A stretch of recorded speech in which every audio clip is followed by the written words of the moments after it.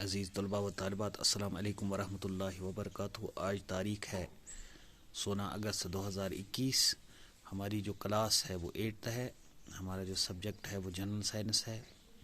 ہمارا ٹاپک جو ہے وہ ہے کمبسشن اینڈ فلیم۔ ہمارا سب ٹاپک جو ہے وہ ہے آنسرس آف کوسچنز۔ تو کوسچن ہمارا ہے explain global warming.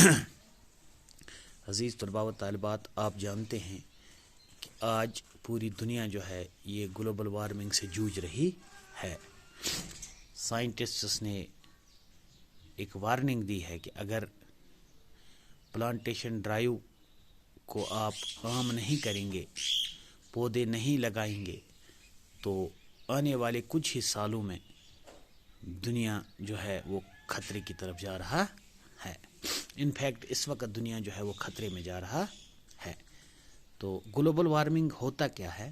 Basically global warming جو ہے یہ زیر زمین کے اوپر ٹمپریچر کا بڑھنا ہے۔ ٹمپریچر کا بڑھنا ہے۔ جب زمین کے اوپر ٹمپریچر بڑھ جاتا ہے تو اس سے زمین کے اوپر رہنے والے لوگوں کے لیے بہت سارے مشکلات پیدا ہو جاتے ہیں۔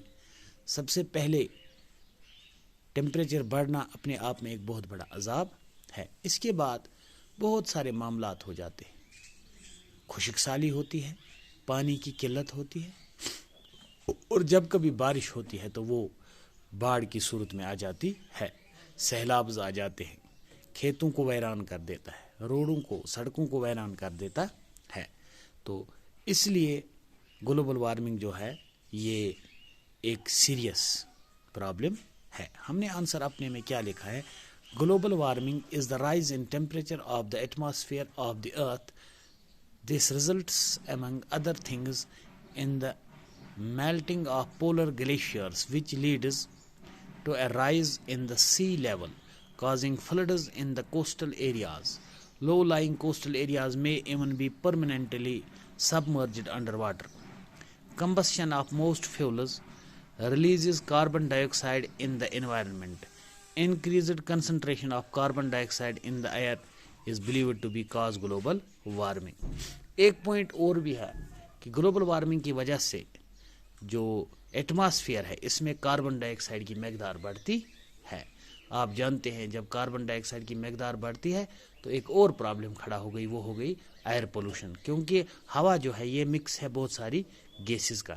جتنا ہوا میں آکسیجن زیادہ رہے گا اتنی ہوا صاف ستھری رہے گی، جتنا اس میں کاربن ڈائی آکسائڈ کی مقدار زیادہ بڑھے گی اتنا ہوا جو ہے وہ گندا ہو جائے گا، اور جب کاربن ڈائی آکسائڈ کی مقدار زیادہ ہوگی تو بہت ساری بیماریاں پیدا ہو سکتی ہیں۔ تو اس کے لیے بہتر طریقہ ہے جتنے زیادہ پیڑ پودے ہم لگائیں، آکسیجن کی مقدار بڑھے گی اور کاربن ڈائی آکسائڈ کی مقدار گھٹے گی۔ اس کے بعد ہے what are the uses of biogas. Biogas کے کیا یوزز ہیں؟ ایک تو ہم بایو گیس جو ہے اس کو استعمال کرتے ہیں اپنے گھروں میں لائٹس کے لیے، روشنیوں کے لیے، اور اپنی گلیوں میں یعنی سٹریٹس میں جن میں ہم چلتے ہیں۔ اور کیا کرتے ہیں ہم اس کا جو بچا کچا حصہ رہ جاتا ہے اس سے ایک اچھا منور بن جاتا ہے جس کو ہم کھیتوں میں استعمال کرتے ہیں۔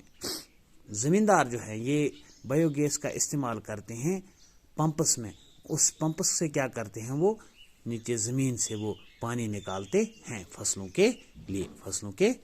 فصلوں کو پانی دینے کے لیے۔ تو ہم نے آنسر میں لکھا ہے following are the uses of biogas.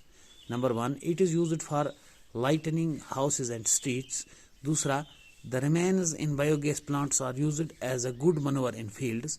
Number 3 farmers use biogas for running their pump sets in order to obtain underground water for irrigation. تو یہ آپ اپنی کاپی پہ اٹھائیں گے۔ آج کے لیے اتنا ہی، باقی والسلام ورحمۃ اللہ وبرکاتہ۔